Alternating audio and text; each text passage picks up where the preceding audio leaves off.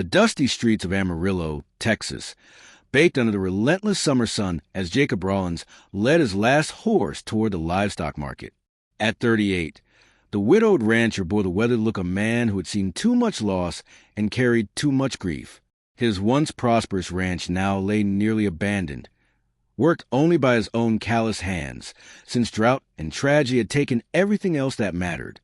The horse, a sturdy bay mare named Belle, represented his final connection to better times. She belonged to his late wife Margaret, who had ridden her through pastures that now lay fallow and empty. Selling Belle felt like another small death, but the few coins she would bring might buy enough supplies to last through another harsh winter. As Jacob tied Belle to the hitching post outside Morrison's trading post, the sound of raised voices and cruel laughter drew his attention to the building next door. The Red Rose Saloon was more than just a drinking establishment. Everyone in town knew it served other, darker purposes. Jacob had always avoided the place, but today something in the tone of the voices made him pause. Fresh goods arriving tonight. A man's voice boomed from inside, young, untouched, and ready for proper education in the ways of pleasing a man. Jacob's jaw tightened. He'd heard whispers about the auctions that took place in Red Rose's back rooms, but had tried to convince himself such things didn't happen in civilized territory. The reality of human trafficking was something he preferred not to think about, especially when his own grief left him feeling powerless to change anything. But as he turned away, a sound stopped him cold, a soft, desperate sob that seemed to come from directly above his head. Looking up, he saw a small barred window on the second floor, and behind those bars, a glimpse of white fabric and a pale hand pressed against the glass. "Help me," came a whisper so faint he almost missed it. "Please, someone help me." Jacob's heart began to pound in a way it hadn't since the day he'd buried his family. Without thinking, he stepped into the alley beside the saloon and looked up at the window again. This time, he could see her clearly, a young woman, perhaps 19 or 20, with golden hair and blue eyes wide with terror. "Miss," he called softly, "are you all right up there?" The girl's eyes found his, and in that moment, Jacob saw something that cut through his carefully maintained emotional numbness. Pure, desperate hope mixed with absolute terror. She was innocent. He could see it in her face. And she was trapped. They're going to... She began, then stopped, unable to voice the horror that awaited her. Tonight, when the men come with money, Jacob felt something break open inside his chest, a sensation he hadn't experienced since loss had taught him to keep his heart carefully locked away. This girl, this terrified, innocent young woman, was about to be destroyed by the kind of evil that thrived in places where law and decency failed to reach. "What's your name?" he asked. "Marybeth," she whispered. "Marybeth Collins. My stepfather, he sold me, like cattle." The simple, heartbreaking statement hit Jacob like a physical blow. In his grief and isolation, he had forgotten that there were forms of suffering even worse than loss. There was active cruelty, deliberate destruction of innocence, evil that could be prevented if someone was brave enough to act. "Marybeth," he said, his voice steady despite the storm of emotion rising in his chest. "I'm going to get you out of there." "You can't," she replied, tears beginning to flow down her cheeks. "They'll kill anyone who tries to interfere with their business." Jacob looked at his horse, then at the few coins in his pocket, all the money he had left in the world. Then he looked back up at Marybeth's terrified face, and suddenly the choice became crystal clear. "We'll see about that," he said grimly. An hour later, Jacob Rawlins walked into the Red Rose Saloon with the deed to his ranch in one hand and the last of his savings in the other. The owner, a corpulent man named Silas Morton, looked surprised to see the respectable rancher in his establishment. Well, Morton drawled, "Jacob Rawlins, what brings you to my fine establishment? Looking for some companionship." "I hear you have an auction tonight," Jacob said without preamble. "I want to make an offer before it starts." Morton's eyes gleamed with interest and surprise. "Really? I wouldn't have taken you for the type. Rawlins, what exactly are you interested in?" "The girl, Marybeth Collins.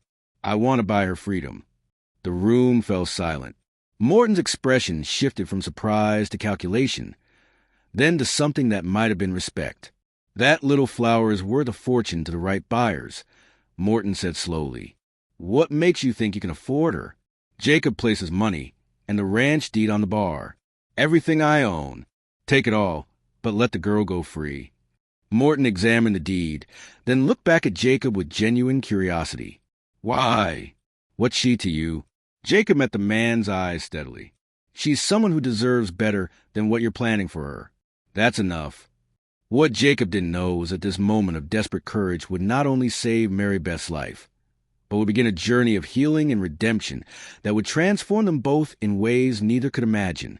The transaction that followed was unlike anything Jacob had ever experienced. Silas Morton examined the ranch deed with the calculating precision of a man accustomed to evaluating human suffering as a commodity, while Jacob stood quietly, his resolve hardening with each passing moment. 4,300 acres of prime grazing land, Morton mused, running his finger along the property boundaries marked on the legal document. Water rights included. This is worth considerable money, Rawlins. It's worth one girl's freedom, Jacob replied simply. Morton's laugh was harsh and humorless. You're either the most noble fool I've ever met, or you know something about that little flower upstairs that I don't. I know she doesn't deserve what you're planning for her. And what exactly do you plan to do with her, assuming we make a deal? Morton's eyes narrowed with suspicion. You thinking to set up your own business? Competition isn't welcome in this territory. Jacob felt his anger rise, but kept his voice level. I plan to marry her. If she'll have me, give her a name and legal protection. Let her choose her own life. The statement hung in the air like smoke from a gunshot. Morton stared at Jacob for several long moments, then broke into genuine laughter. Marry her? A used-up rancher and a girl young enough to be his daughter? That's your grand plan. That's my offer, Jacob said firmly. Legal marriage, proper protection, and a chance at a decent life. What's your answer? Morton calculated silently, weighing the certain profit of Jacob's offer against the potential earnings from the auction. Finally, he nodded slowly. All right, Rawlins, you've got yourself a deal. But understand this. Once money changes hands, she's your responsibility. If she runs, if she causes trouble, if she brings attention to my business, that's on you. Understood. The paperwork took another hour, with Morton's lawyer drawing up documents that would transfer ownership of Jacob's ranch while simultaneously recording a legal marriage contract. The whole process felt surreal to Jacob. Buying a woman's freedom was his life's work, then promising to marry a stranger to protect her from future harm. When the documents were signed and the money counted, Morton led Jacob upstairs to the locked room where Marybeth waited. The hallway was narrow and dark, filled with the sounds of the saloon's regular business below. Morton stopped at a heavy wooden door and produced a large iron key. She's been difficult, Morton warned as he unlocked the door. Crying, refusing to eat, claiming she'd rather die than cooperate. You might want to reconsider this arrangement. I'll take my chances, Jacob replied. The door swung open to reveal a small, windowless room furnished only with a narrow bed and a washstand. Marybeth sat in the corner, her white dress torn and dirty, her golden hair hanging loose around her shoulders. When she saw Jacob, her eyes widened with a mixture of hope and confusion. You came back, she whispered. I told you I would, Jacob replied gently. He turned to Morton. We're done here. The girl comes with me now. Just like that. Marybeth looked back and forth between the two men, unable to understand what had transpired. Jacob stepped into the room and extended his hand to her. Marybeth Collins, my name is Jacob Rawlins. I've purchased your freedom from this man, and I'm offering you my protection and my name if you'll accept them. Marybeth stared at his outstretched hand as if it might be a mirage. I don't understand. Why would you do this? You don't even know me.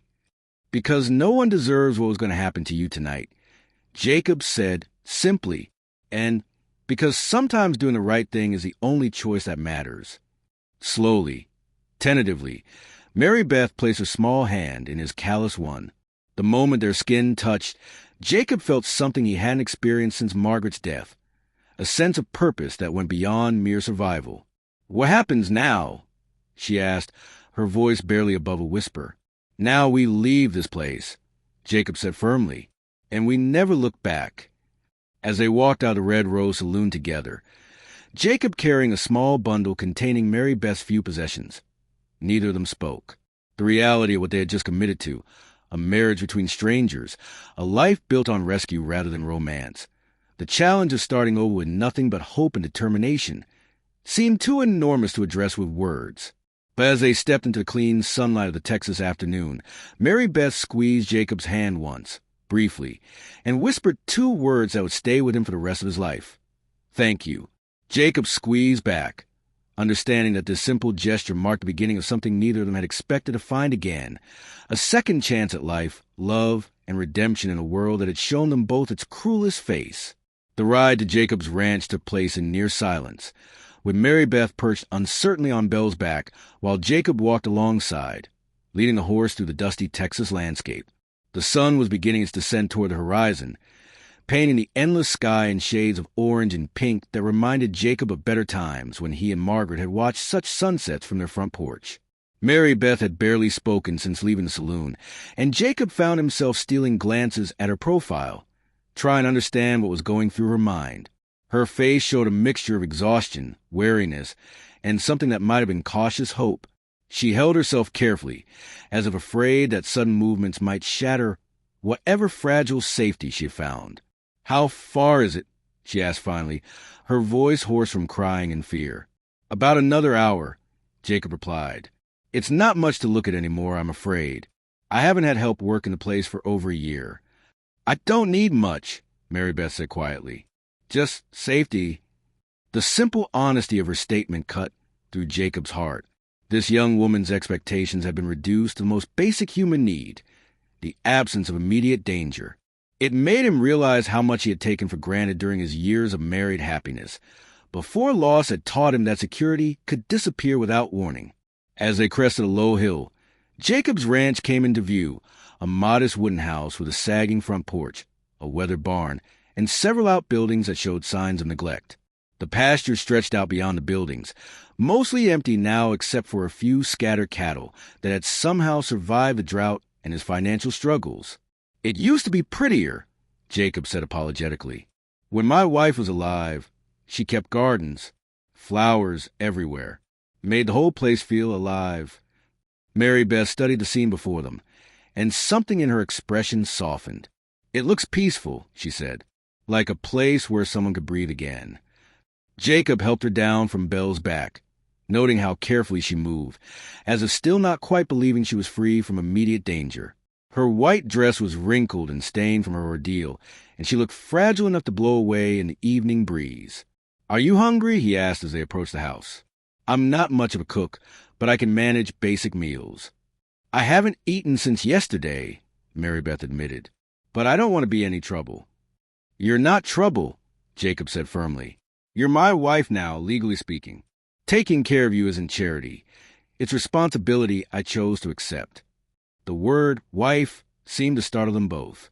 They had entered into a legal marriage without any of the normal courtship, emotional connection, or even basic compatibility that usually preceded such commitments. They were strangers bound together by law and circumstance, facing the challenge of building some kind of life together from virtually nothing. Jacob led her into the house, which showed clear signs of a man living alone, without much concern for domestic comfort. The main room contained a table, 2 chairs, and a fireplace, but lacked the warm touches that Margaret had once provided. Dust covered most surfaces, and the air felt stale and lifeless. "I know it's not much," Jacob said, suddenly embarrassed by the state of his home. "I haven't had visitors in a long time." Marybeth moved slowly through the space, taking in details with the careful attention of someone assessing potential threats and safety. When she spoke, her words surprised him. "It feels honest," she said, "like a place where someone doesn't have to pretend to be anything other than what they are." Jacob showed her to the small bedroom that had once belonged to his son Tommy, explaining that she could have privacy there while he slept in the main room. The bed was narrow but clean, and the single window looked out over the pastures toward the distant mountains. "Thank you," Marybeth said as she set down her small bundle of possessions. "For everything. I know you didn't plan for any of this when you woke up this morning. None of us plan for the things that matter most, Jacob replied. Sometimes life just puts choices in front of us, and we have to decide who we want to be. That evening, as they shared a simple meal of beans and cornbread at Jacob's rough wooden table, both of them struggled with the enormous awkwardness of their situation. They were married strangers, bound together by legal documents, but knowing nothing about each other's histories, preferences, fears, or dreams. "Can I ask what happened to your family?" Marybeth ventured finally. "You mentioned your wife and son." Jacob was quiet for several long moments, staring into his coffee cup. "Fever," he said finally, "2 winters ago. First Tommy, then Margaret a week later. I buried them both on that hill behind the house." "I'm sorry," Marybeth whispered. I can't imagine." "What about you?" Jacob asked gently. How did your stepfather come to have authority over you?" Marybeth's hands trembled slightly as she set down her spoon. "My real parents died when I was 14. Cholera. My stepfather married my mother a year before she died, and legally, I became his property. When she was gone, he saw me as something he could trade for money." The simple, matter-of-fact way she described her tragedy made it somehow more heartbreaking than emotional outpouring would have been. Jacob understood that they were both survivors of losses that had fundamentally changed their understanding of the world. "Well," he said finally, "whatever happens from here, you don't belong to anyone but yourself now. The marriage gives you legal protection, but you're free to make your own choices about how you want to live." Marybeth looked at him with something that might have been wonder. "I've never been free to make my own choices about anything," she said quietly. "I'm not sure I even know how." "Then we'll figure out together," Jacob replied. "One day at a time." That night, as they settled into their separate sleeping arrangements, both Jacob and Marybeth lay awake listening to the unfamiliar sounds of sharing a home with another person. For Jacob, it was the first time in 2 years that the house didn't feel completely empty. For Marybeth, it was the first time in her memory that she felt safe enough to sleep without fear of what morning might bring. Neither of them knew that their greatest challenges were still ahead, but for this one night, they had found something precious in a world that had shown them both its capacity for cruelty. They had found sanctuary in each other's company and hope for the possibility of healing. The first week of their unusual marriage passed quietly, with both Jacob and Marybeth carefully navigating the delicate process of learning to live together without overstepping boundaries neither was quite sure how to define. Jacob threw himself into ranch work with renewed energy, as if having someone provide for had rekindled his sense of purpose. Marybeth spent her days exploring the house and immediate grounds, moving like someone who couldn't quite believe she was safe, but was beginning to hope it might be true. On the 8th morning, Jacob found her standing in what had once been Margaret's garden, now overgrown with weeds and volunteer plants that had survived 2 seasons of neglect. She was holding a few scraggly wildflowers she had managed to find among the chaos. "It must have been beautiful," she said without turning around. "Your wife's garden." Jacob joined her among the remnant plants, remembering how Margaret had spent hours here, coaxing beauty from the harsh Texas soil. "She had a gift for making things grow," he said.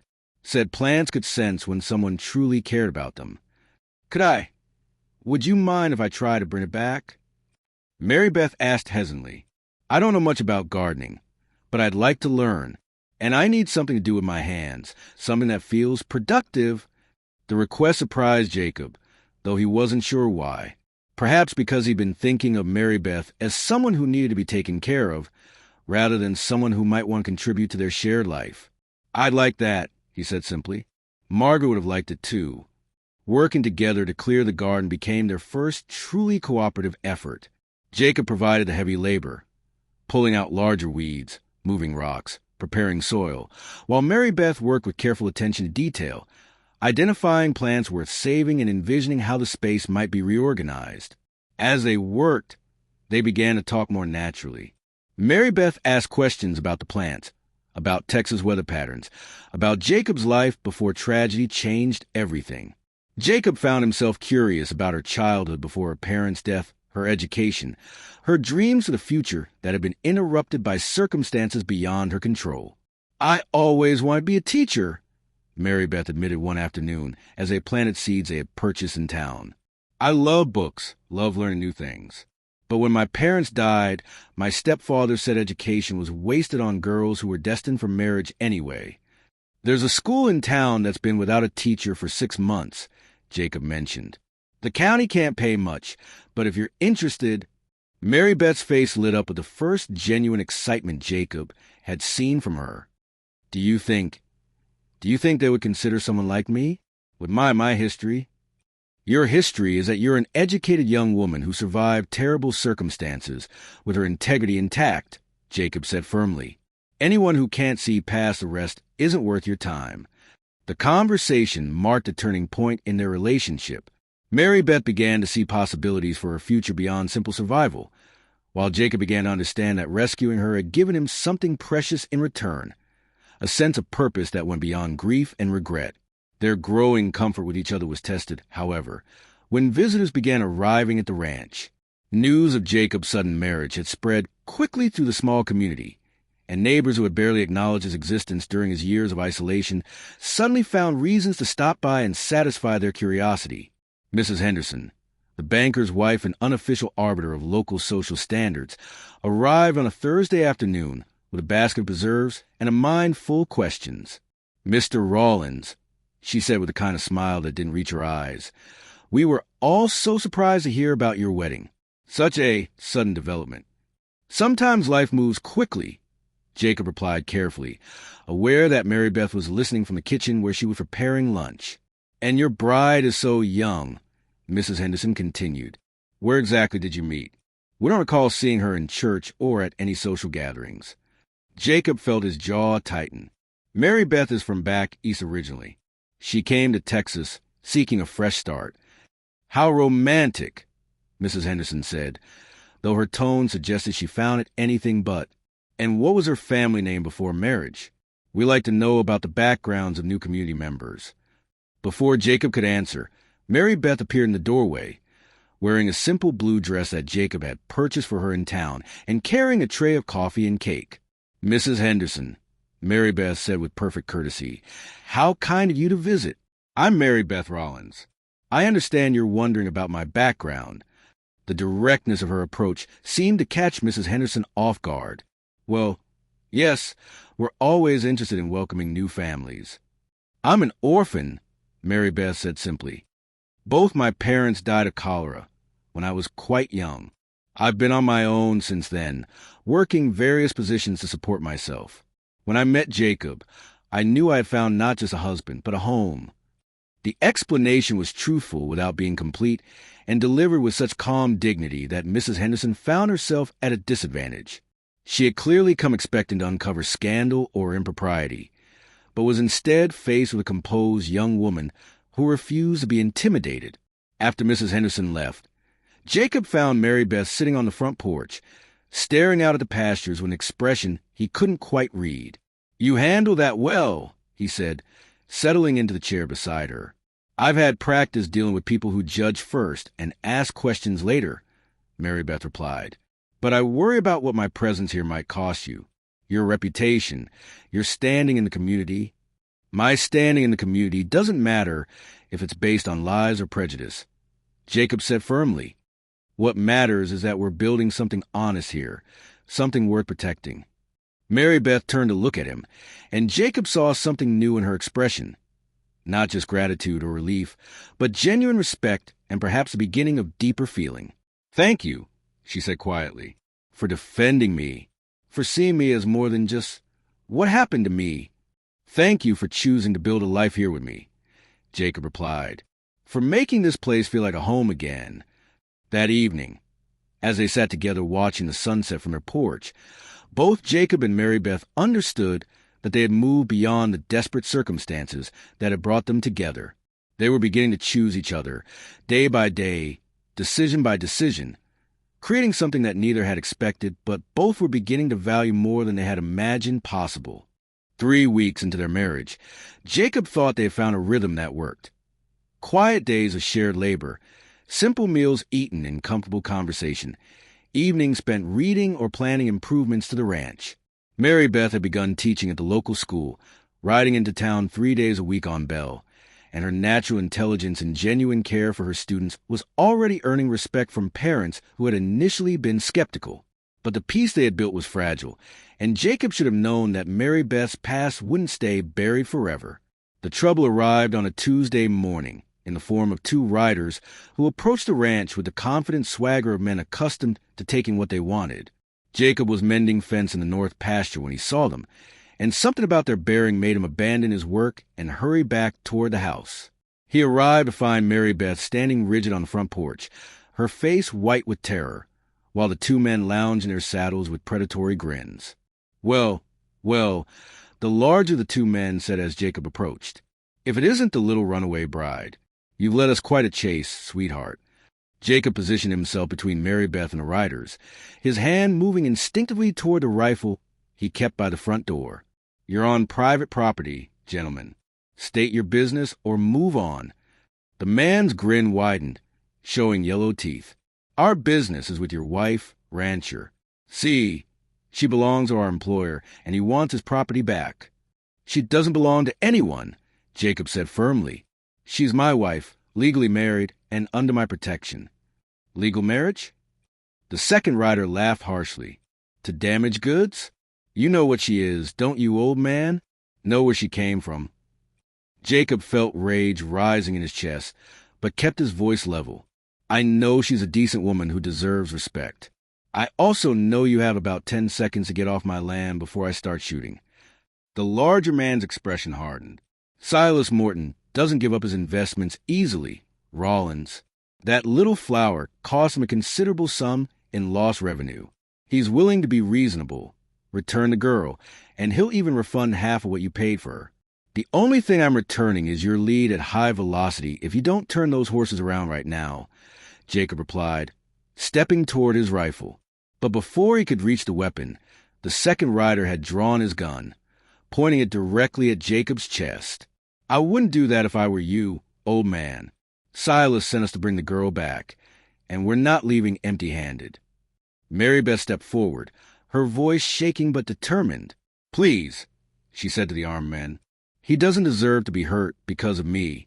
If you want me to come with you—" "No," Jacob said firmly, not taking his eyes off the gunman.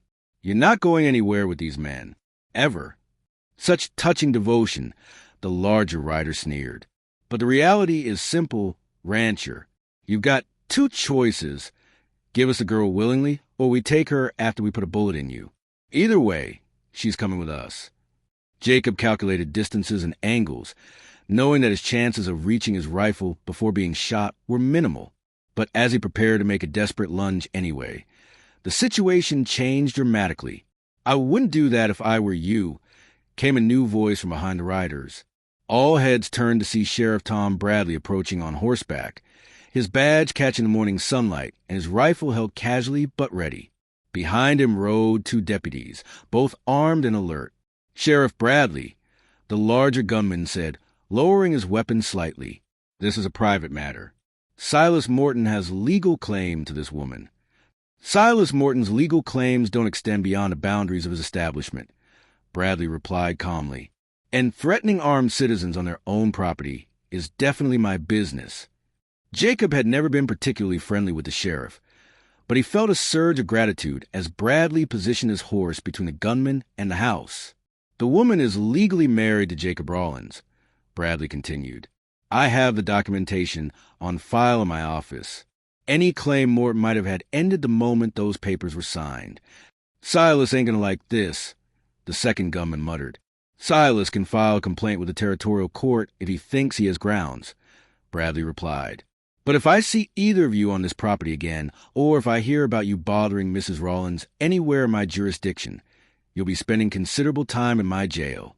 Are we clear?" The two riders exchanged glances, clearly weighing their options. Finally, the larger man spat in the dirt and wheeled his horse around. "This ain't over, rancher," he called back as they rode away. "Silas has a long memory and deep pockets. He'll find a way to get what belongs to him." After the riders disappeared, Sheriff Bradley dismounted and approached Jacob and Marybeth, his expression serious. "You folks all right?" he asked. "We are now. Thanks to you, Jacob replied. I have to ask, though, what brought you out here at exactly the right time? Bradley glanced at Marybeth, then back at Jacob. Mrs. Patterson at the school sent word that some strangers were asking questions about your wife in town yesterday. Seemed like the kind of questions that might lead to trouble. Jacob felt a warm surge of gratitude toward the community he thought was judging them harshly. I appreciate that. More than you know. Jacob, Bradley said carefully, I don't know the details of how you and your wife met, and I don't need to know, but I can see that you're both decent people trying to build a good life. If Morton's men come back, if anyone threatens you or your wife, you send word immediately. Understood? After the sheriff left, Jacob and Marybeth sat together on their front porch, both shaken by how quickly their peaceful life had been threatened. I'm sorry, Marybeth said quietly. I brought this danger to you. Maybe I should. Don't, Jacob interrupted firmly. Don't even think about leaving. We're in this together, for better or worse. Morton and his men are bullies and criminals. We don't negotiate with people like that. But what if they come back? What if they hurt you because of me? Jacob took her hand, noting that it was trembling slightly. Then we'll face it together. But we won't live in fear, and we won't let evil men dictate how we live our lives. That night, as they secured the house and Jacob cleaned his weapons, both of them understood that their period of peaceful adjustment was over. They were now a family under threat, and they would need to rely on each other and their community to protect what they had built. But they also understood something else. The way they had stood together against immediate danger had revealed that their marriage had become something more than a legal arrangement. They were partners now, committed to protecting each other and the life they were creating together. The threat from Morton's men had an unexpected consequence. It forced Jacob and Marybeth to engage more fully with their community, rather than less. Word of the confrontation spread quickly through the small town, and Jacob was surprised to discover that public opinion was largely on their side. Silas Morton's been a stain on this territory for years, said Frank Patterson, the store owner, when Jacob came to town for supplies. Most folks know what kind of business he really runs, and they don't appreciate him sending armed men to threaten decent families. The school board's response was even more supportive. Rather than questioning Marybeth's suitability as a teacher, they increased her hours and asked her to start an evening literacy program for adults who had never learned to read. We need more teachers like you, explained Mrs. Sarah Coleman, the board president. Someone who understands that education is about more than just books. It's about giving people hope and opportunities they might not have had otherwise. But the real test of community support came when Morton himself arrived in town, accompanied by a lawyer and making threats about legal action against anyone who interfered with his legitimate business interests. Jacob learned about Morton's arrival from Dr. William Hayes, who stopped by the ranch that evening with news and a warning. He's claiming you stole property from him. Dr. Hayes explained as they sat on Jacob's front porch. Says he has witnesses who will testify that your marriage is a fraud designed to circumvent territorial laws about the ownership of indentured persons. Indentured persons? Jacob felt his anger rise. Is that what he's calling slavery now? It's a legal gray area, Dr. Hayes admitted. Technically, what Morton does isn't illegal under current territorial law, as long as the women are considered to be working off debts rather than being held against their will. Marybeth, who had been listening from the doorway, stepped onto the porch. What kind of debts? She asked quietly. Dr. Hayes looked uncomfortable. Supposedly, the cost of transport, room and board, clothing. Morton's lawyer claims you owed over $300 in such expenses, which you were working off through employment at his establishment. That's ridiculous, Jacob said firmly. She was sold to him by her stepfather. She never agreed to any debt arrangement. The stepfather statement says otherwise, Dr. Hayes replied grimly. Morton has documentation claiming that Marybeth voluntarily entered into an employment contract to pay off family debts. Marybeth sat down heavily in a chair beside Jacob, her face pale. He's going to win, isn't he? He's going to force me to go back. Not if the community has anything to say about it, Dr. Hayes said with unexpected firmness. Morton may have lawyers and forged documents, but he doesn't have credibility. and he's made the mistake of threatening people that this town values and protects. Over the next several days, Jacob witnessed something he hadn't expected: an entire community organize and protect one of its own. The sheriff organized additional patrols around the ranch and the school. Local businessmen quietly refused to sell supplies to Morton or his men. The preacher delivered a sermon about standing up to those who would make merchandise of human souls. Most importantly, women throughout the town began speaking openly about their knowledge of Morton's activities and their support for Marybeth.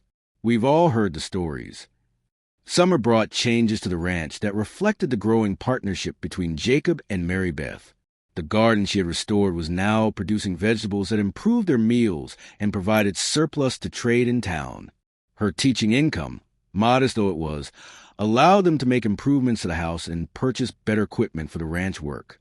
More importantly, their relationship had evolved from cautious cooperation to genuine affection and mutual respect. They worked together naturally now, anticipating each other's needs and supporting each other's goals without the awkward politeness that had characterized their early weeks together. The change was most apparent in small, daily intimacies that had developed organically. Marybeth would touch Jacob's shoulder when she passed behind his chair at breakfast. Jacob would brush a strand of hair from her face when she was concentrating on her lesson plans.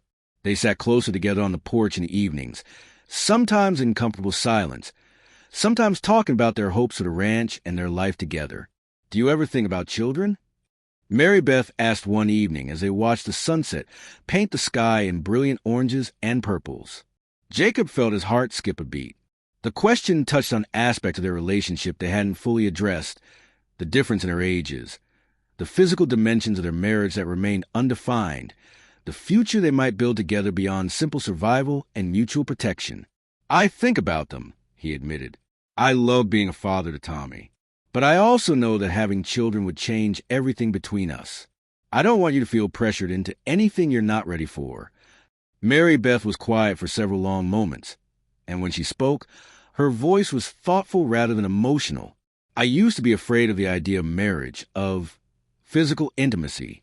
After what almost happened at Morton's place, I thought I might never be able to trust a man enough for that kind of closeness. And now I find myself thinking that intimacy with the right person, chosen freely and given willingly, might be completely different from what I was afraid of." She turned to look at him directly. "I think I could trust you with that kind of closeness, Jacob. When I'm ready, when we're both ready." Jacob felt a warmth spread through his chest that had nothing to do with the evening heat. "There's no hurry," he said gently. "We have time to let our feelings develop naturally. But I want you to know that what I feel for you is already deeper than I expected when we started this arrangement." "What do you feel?" Marybeth asked softly. Jacob considered the question seriously, wanting to be honest without overwhelming her. "I feel protective of you, but also proud of you. I feel grateful for what you brought to my life, but also I feel love, Marybeth. Not just affection or companionship, but real love. For who you are, for your strength and kindness, for the way you made this place feel like a home again." Marybeth's eyes filled with tears, but her smile was radiant. "I love you too, Jacob. I didn't expect it, and I wasn't sure I was capable of it after everything that happened to me. But you've shown me that love doesn't have to be about taking or using someone. It can be about building something beautiful together." That night marked a turning point in their relationship. They began sleeping in the same bed, though initially just for the comfort of closeness rather than physical intimacy. They held hands more often, shared longer embraces, and spoke more freely about their feelings and hopes for the future. The physical dimension of their relationship developed slowly and gently, with Jacob always letting Marybeth set the pace and never pushing beyond what she was comfortable with. When they finally became intimate in the fullest sense, it was a natural culmination of months of growing trust and affection rather than a dramatic or overwhelming experience. "I never knew it could be like that," Marybeth whispered afterward, lying in Jacob's arms in the lamplight of their bedroom. "Gentle and caring instead of what I was afraid it would be." "This is what love is supposed to be," Jacob replied, stroking her hair. "Partnership and tenderness, not dominance or taking what isn't freely given." By autumn, Their neighbors began commenting on how happy and settled they both appeared. Marybeth's teaching had expanded to include evening classes for adults, and she had started a small library in their home that served the entire community. Jacob's ranch was more productive than it had been in years, benefiting from Marybeth's organizational skills and his renewed energy and purpose.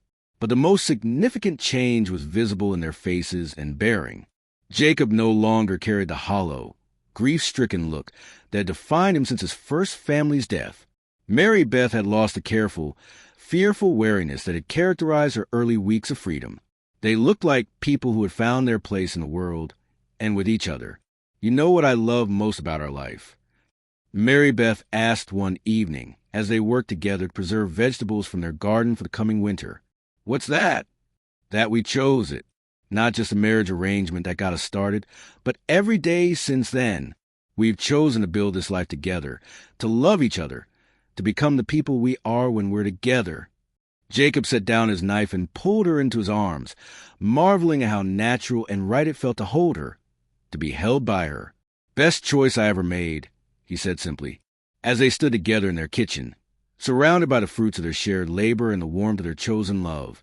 Both Jacob and Marybeth understood that they had created something remarkable from the most unlikely beginnings, a marriage that honored both their past struggles and their future hopes, a love that had grown from rescue and gratitude into something deep and sustaining and real.